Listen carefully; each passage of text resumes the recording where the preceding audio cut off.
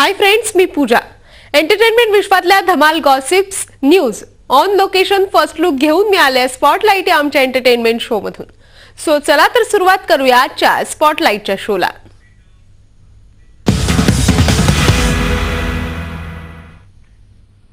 रंगभूमीची ओढ प्रत्येक कलाकाराला असतेच, नाही का?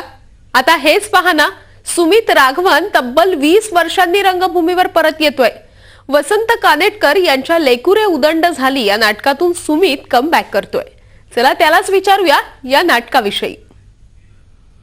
खूप वर्षांनी सुमित राघवन रंगभूमीवर परत येतोय. आपण त्याच्याशीच विचारूया की तो कुठल्या नाटकातून परत येणार आहे रंगभूमीवर. हाय सुमित. हाय हाय. कुठल्या नाटकातून तू स्टेजवर पुन्हा कमबॅक करणार आहेस, काय सांगशील आमच्या प्रेक्षकांना? बरं, आमच्या चित्रपटाचं कळलं की नाही तुम्हाला? काय सांगताय? नाही, अरे काय मस्करी करता ना हो. तुमचं रंगीत चित्र लागलं आणि दाणकन तोंडगेची पडले. 20 वर्षानंतर मी मराठी रंगभूमीवर एक नाटक घेऊन येतोय. नाटकाचं नाव आहे लेकुरे उदंड झाली. कानेटकरांचं ऑल टाईम क्लासिक. म्हणजे कसं आहे ना की या खूप बरेचसे असे योग जुळून आलेले आहेत. एकतर 20 वर्षानंतर पुन्हा एकदा रंगभूमीकडे मला असं वाटतं की एकदा तुमची जेव्हा नाळ जोडली जाते ना, मग ती नाही तुटत. आणि टेलिव्हिजन करत होतो, बऱ्यापैकी नाव झालं, पण कुठेतरी असं वाटत होतं की अरे जिकडनं आलो आहे तिकडं परत एकदा वळायला पाहिजे. आमच्या मुलांनी की नाही तुमच्या या सुंदर घराचा उकिरडा केलाय. ठीक आहे ना, मुलंच होती, त्यात काय एवढं. स्टेजवर परत येण्याची गरज तुला वाटत होती ॲज अ कलाकार म्हणून? मला असं वाटतं की हो, एक प्रकारचा एक एक्सरसाइज असतो हा, स्वतःला तपासून बघण्यासाठी. तर मला असं वाटलं की आता हीच वेळ आहे. कारण कसं झालं, गेल्या वर्षभरापर्यंत ना अजिबातच वेळ मिळत नव्हता. मग ह्या वर्षी मी ठरवलं की नाही, यावर्षी टेलिव्हिजन करायचंच नाही.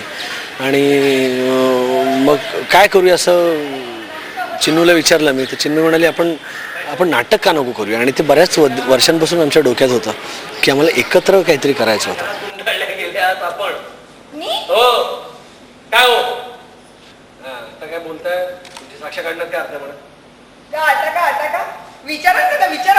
काय काय करत आहे? माहेरचे म्हणून आधीच आमच्या दोस्त मंडळीनं गुंडाळून टाकलं. 1993 साली मी आणि चिन्मयीने नाट्यसंपदेसाठी वसंतराव कानेटकरांचंच फक्त एकच कारणे नाटक केलं होतं.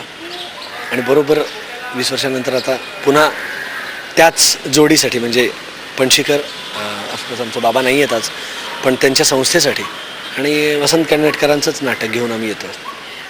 तू आणि चिन्मयी लग्नानंतर पुन्हा, म्हणजे लग्नानंतर पहिल्यांदाच रंगभूमीवर येत आहे. त्याआधी तुम्ही एकत्र नाटक केलं होतं, तर पुन्हा आणि नवरा बायको म्हणून रंगभूमीवर येत आहे, तर हा सगळा अनुभव फारच गोड असेल. याबद्दल काय सांगशील? निश्चितच. म्हणजे असं आधी लग्नाच म्हणजे जेव्हा प्रियकर प्रेयसी होतो तेव्हा आम्ही 3-4 नाटकात कामं केली.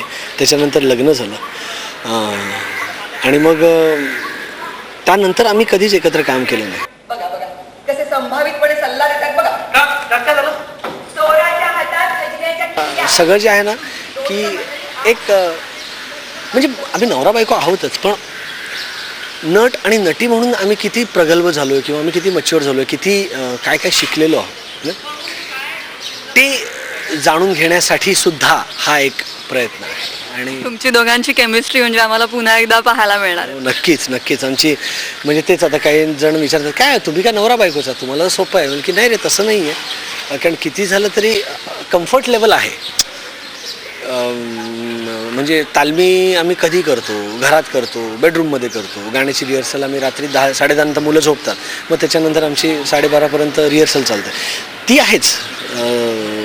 पण एक मला असं वाटतं की लाईफ पार्टनर म्हणून आम्ही दोघं एकमेकांबरोबर आहोतच, पण ज्यासाठी आम्ही एकत्र आलो, कशामुळे आम्हाला कोणी आमची भेट कोणी घडवून दिली, तर रंगभूमीने. तर मला वाटतं की पुन्हा एकदा त्या रंगभूमीवर आम्ही दोघांनी एकत्र पाऊल ठेवायला हवं आणि त्यासाठी आम्ही सज्ज आहोत. 28 जुलैला आमचं नाटक ओपन होतं आहे ठाकरे सभागृहात बोरिवलीला. अवश्य या, खूप मजा येईल तुम्हाला. अगं बाई, म्हणतात की काय तुमच्या दादा वहिनी गोड गोड बोलून तुम्हाला असं गुंडाळलंय आणि मला शब दिलाय वाटतं. चुकलात भाईसाहेब. इथं बसलेल्या आमच्या दोस्त मंडळीपैकी कोणाला विचारा, जनता सांगेल की या घरात गुंडाळल्या गेल्यात आपण. नक्कीच आपण पुन्हा एकदा नाटकाकडे वळूया. हे नाटक आहे वसंत कानेटकरांचं आणि विजय केंकरे आता दिग्दर्शन करत आहेत. आधीचं नाटक श्रीकांत मोघेंनी केलेलं आहे, तर ते पाहण्याचा योग आला होता का, किंवा त्याबद्दल काय सांग?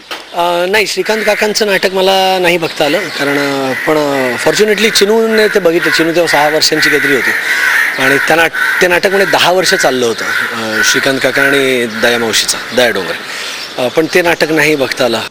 तुमच्या बायकोच्या माहेरची माणसं कळलं. श्रीकांत काका पण कधी कधी येतात, त्यांचे मार्गदर्शन लाभतं. ते आम्हाला तेव्हाचे किस्से सांगतात. ते मी त्यांना सहज विचारलं की कारण कसं आहे ना, इकडे ती जी चौथी भिंत आहे ती तोडलेली आहे नाटककाराने. आम्ही डायरेक्ट संवाद साधतोय प्रेक्षकांशी. तर मी तेच विचारलं की काका तुम्ही कसं केलं. मग त्यांनी मला सांगितलं की काही नाही रे, खूप मजा येते. आणि त्यांनी म्हणजे आज ते 84 वर्षाचे आहेत. 46 वर्षांपूर्वी नाटक केलं, तेव्हा ते होते 38 वर्षांचे. आणि त्यांना हे नाटक आजही तोंडपाठ आहे. म्हणजे म्हणतात ना की हाडाचा कलावंत आहे तो. कोणी येऊन भिक्षा मागत नाही. पण तू तेव्हासारखंच करणार आहेस का, तुम्ही काही बदल करणार आहात का, कसं काय? आम्ही तेव्हासारखंच करणार आहोत. अगदीच काही चेंजेस आम्ही बारीक सारीक केलेले आहेत. ते चेंजेस मी आता सांगणार नाही प्रेक्षकांना, त्यांना नाटक येऊन बघू दे.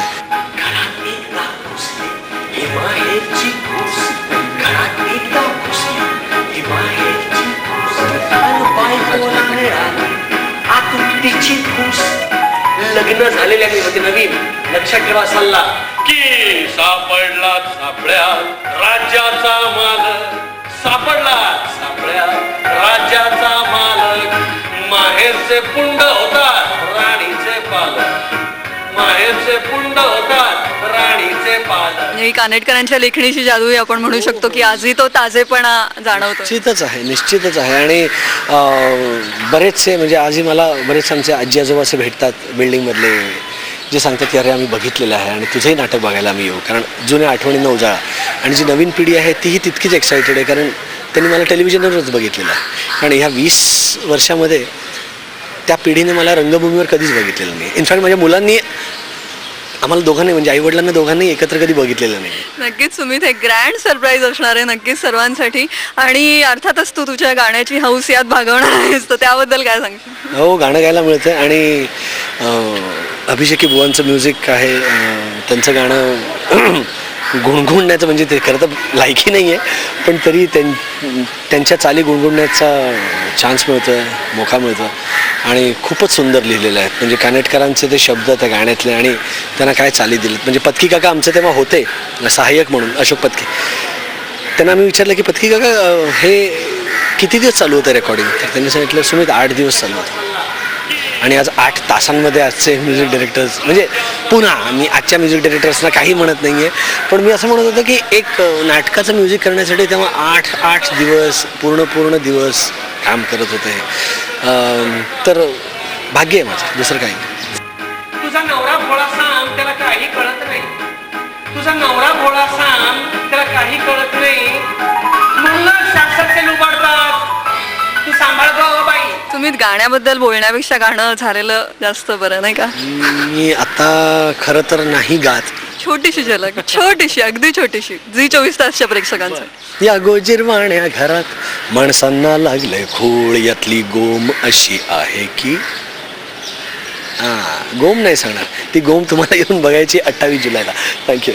थँक्स सुमित, खूप छान तू आमच्याशी संवाद साधलास आणि खूप ऑल द बेस्ट तुझ्या या रंगभूमीच्या कमबॅकसाठी. Thank you so much. तर हा होता सुमित राघवन. रंगभूमीवर तो कमबॅक करतोय. वसंत कानेटकर यांच्या लेकुरे उदंड झाली या नाटकातून. या नाटकाला तुम्ही नक्की हजर राहा. झी 24 ताससाठी व्हिडिओ जर्नलिस्ट सादिक पटेल सह निलिमा कुलकर्णी, मुंबई.